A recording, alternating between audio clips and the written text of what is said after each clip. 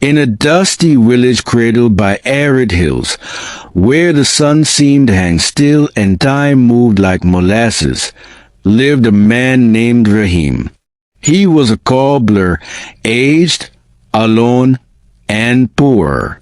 His shop was no more than a small wooden shed with a faded cloth roof that flapped in the desert wind.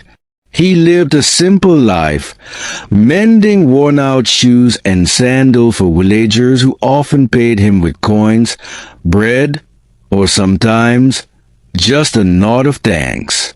Raheem had known sorrow for as long as he could remember. He had lost his parents to fever when he was a boy. His wife, Amina, died giving birth to their first child, who had lived only a few days.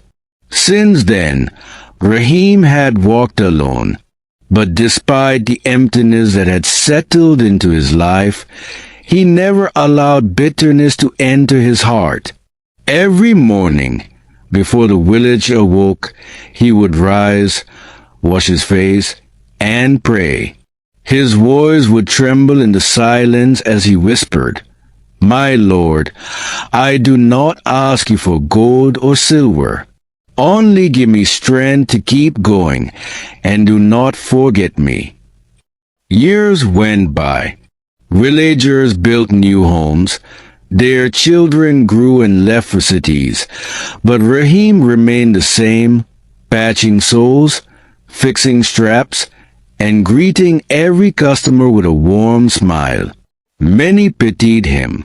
Some mocked him. "You are always patient, always praying. Has God ever changed your life?" someone asked once, laughing. Raheem only smiled. "Perhaps he is still writing my story." Life tested him more than once. There were nights when he went to bed hungry, days when no customer came, and winters when he stitched shoes with numb fingers. But Raheem never complained. To him, patience was not just waiting, it was trusting. Then came the fire. One fateful summer, when the wind howled louder than usual and the air was dry as parchment, a flame broke out in the village bazaar. In minutes, chaos swallowed the street. Raheem's shop, old and dry, caught fire swiftly. Everything inside, his tools, his savings, his small radio, and even the holy book he had kept for years, was turned to ash. When the fire was put out, Raheem stood in front of the charred remains. His hands hung by his sides, eyes wide but tearless.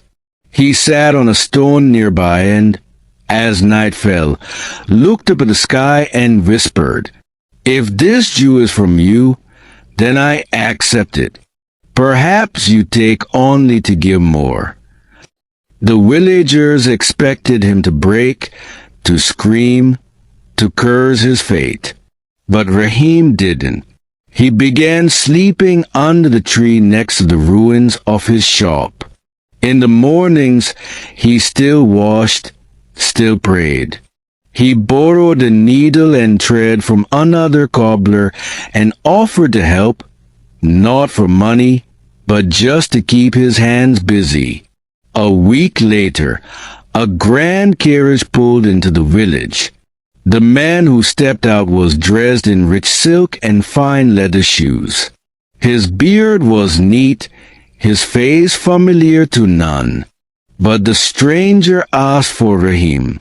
"Years ago," the man said to the villagers, "I was a traveler, lost, tired, and broke.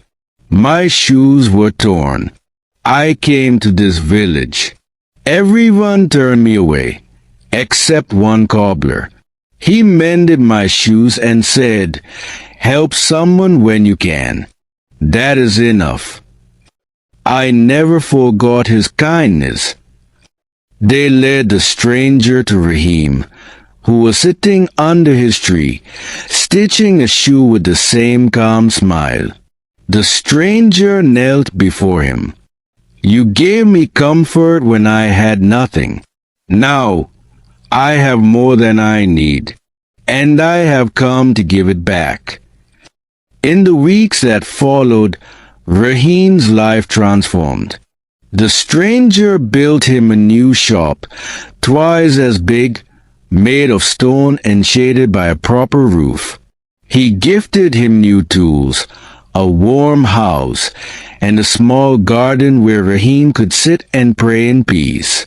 But more than that, people from nearby towns began hearing of Raheem, the cobbler who lost everything but never lost hope. They came to him not just to fix their shoes, but to hear his wisdom. Young men sat by his feet, learning patience. Women brought food and asked him to bless their children. Raheem became more than a cobbler. He became a symbol of quiet faith. But Raheem never changed. He still prayed before dawn. He still gave more than he kept. And each night, he looked at the sky and whispered the same words. "Thank you, my Lord. You waited to test me. I waited to trust you. And now I know you never forgot me." Moral: patience is not weakness. It is strength in silence. When life is dark and the path is long, it is patience that keeps the soul alive. The world may forget you, but God never does. He watches, He tests, and in His perfect time, He rewards those who endure with faith. Let's learn from the story. 1. Cobbler, meaning a person who repairs shoes.